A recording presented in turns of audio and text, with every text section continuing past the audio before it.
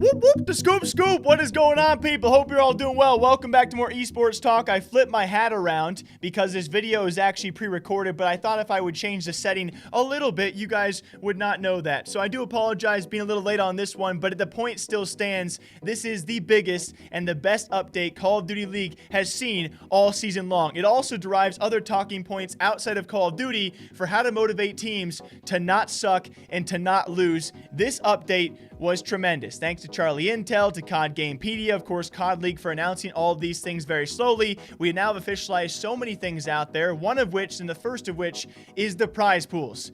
This is absolutely nuts. $2 million for first place, $1 million for second, and $500,000 for third place.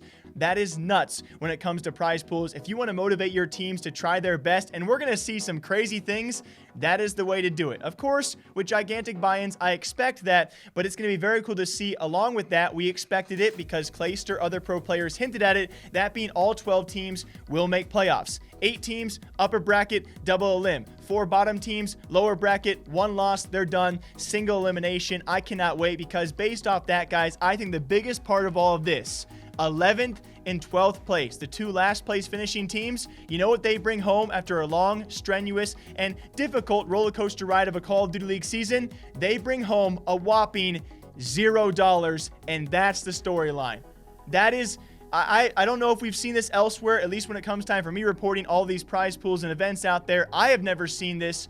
Dead last place brings home nothing. And if off face value, I haven't really thought in depth about this. Of course, when it comes to the actual headline of a Call of Duty League organization, you know, when it comes down to it, these organizations don't get much from prize pool. It might be a 75-25, 80-20, around those guys, most of which goes to the players. So it's not like they very much care about these prize pools, but it's still a very interesting point to make when these teams at least paid $25 million for the slot, 7 to 10 players making minimum $50K. We have that maximum salary cap around $1.5, $1.6-ish million, some of which these teams have actually spent close to that cap, which is ridiculous, on top of all the other things they pay for these players and travel and of course health and benefits, and yes, travel might be a bit reduced this season, but still, you pay a heavy chunk of change and all of a sudden you find out if your team sucks enough to get last place, if they falter in any way and they go out and last, you know what your boys bring home?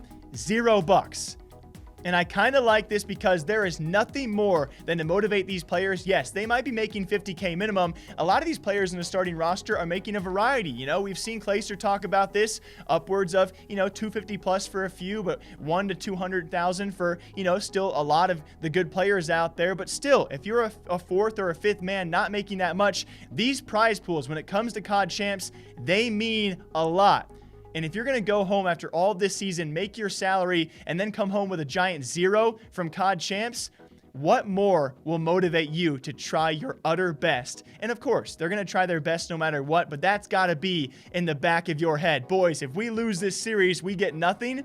I like this. At face value, I've not thought about this too in depth.